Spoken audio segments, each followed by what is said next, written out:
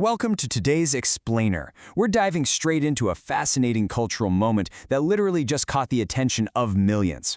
We're talking about a recent celebrity health scare, specifically the news about British TV presenter Jeremy Clarkson.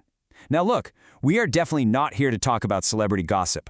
We are here because the seemingly straightforward medical event actually caused a really surprising cultural rupture. It's the kind of event that totally forces us to look at the messy intersection of media personas, modern medicine, and, well, the undeniable reality of the human condition. I'm incredibly excited to guide you through this breakdown today so we can unpack the deeper meaning behind all those headlines. To kick things off, I want you to consider this. Why do we expect cultural icons to be indestructible? We have this really peculiar habit, don't we? We look at certain figures in our media landscape and subconsciously assume they're somehow immune to the basic, wretched biology that afflicts the rest of us. When we look at someone like Jeremy Clarkson, a guy who absolutely fetishizes old Land Rovers, roaring V8 engines, and this incredibly rugged, unapologetic lifestyle, we almost expect him to be as solid and mechanical as the vehicles he champions. We just expect him to keep running forever. And that brings us to a massive reality check. As our source material brilliantly puts it, biology, as it turns out, is the ultimate leveler. Biology has absolutely no respect for television ratings. It doesn't fear a witty broadside or a sarcastic newspaper column, and it certainly has zero interest in whether you've successfully driven a massive Lamborghini tractor across the Cotswolds. Biology comes for us all, regardless of the larger-than-life characters we play on screen. Okay, let's dive into Section 1, the myth of invincibility, and this idea of the last individualist. Jeremy Clarkson has essentially represented a dying breed in modern culture. He's spent decades carefully cultivating a very specific public image as the last man standing of a bygone era. He's the loud, unapologetic voice of someone who openly hates modern health and safety protocols. He absolutely loathes what he sees as the encroaching bureaucracy of the modern state. Instead, he champions this glorious, slightly chaotic, smoking-choked freedom reminiscent of the 1980s and 90s. So to see a figure who embodies all of these attributes suddenly laid low by a cardiac issue, literally needing a stent to keep his heart pumping, is to witness the physical manifestation of the exact fragility he spent his entire life mocking. Moving right along to Section 2, a very delicious irony, persona versus reality. Now, what's really interesting about this comparison is the profound dialectic tension at play. Just look at his persona on one hand. Here's a man who has spent the better part of 40 years railing against the nanny state and the intrusion of medicalized regulation. He built a massive career criticizing the safety-first protocols that define our modern lives. But then look at the reality. When his own heart decided to falter, what actually saved him? It was the absolute pinnacle of high-tech, state-sanctioned medical science.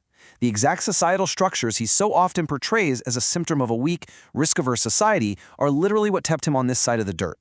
Honestly, even Clarkson himself, with this penchant for dramatic flair, would probably appreciate the rich irony here. This entire situation exposes the lie of the absolute individualist.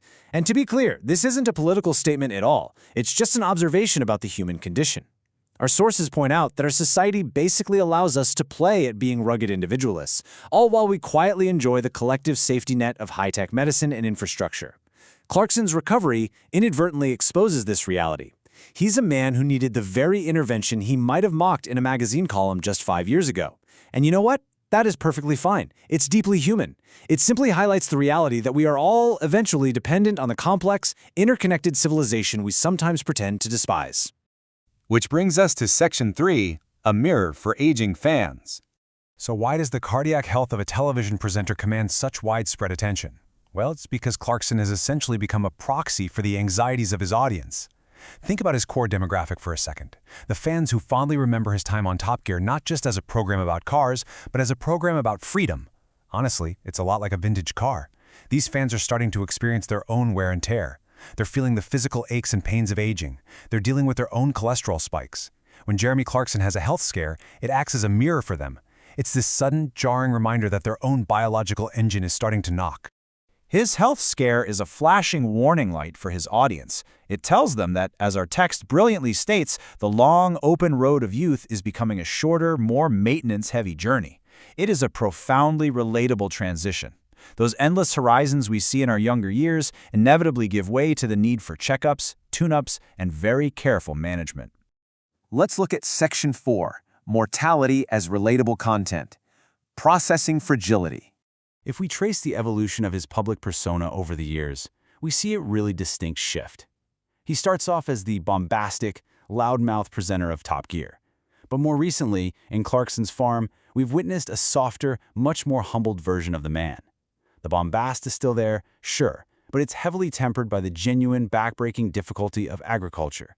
Because farming is this relentless cycle of life and death, and the seasons do not care about your opinions. That agricultural experience really primed him for this current moment. The universe has a funny way of showing that even the loudest voice eventually needs to catch its breath. And this naturally leads to his current phase, coping through self-deprecating journalism about his own health.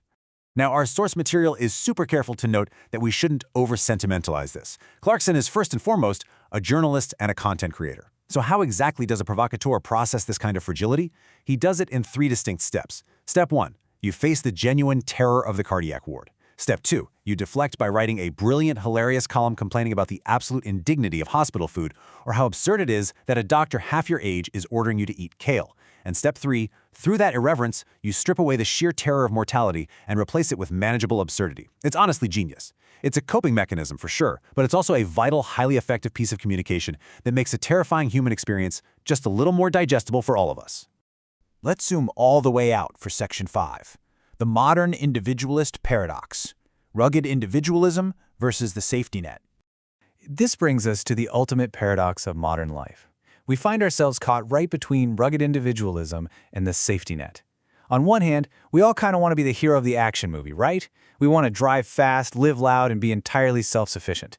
But on the other hand, we desperately require the soft, comfortable confines of a world where medical science can literally go into our chests and fix a faulty pump in a single afternoon.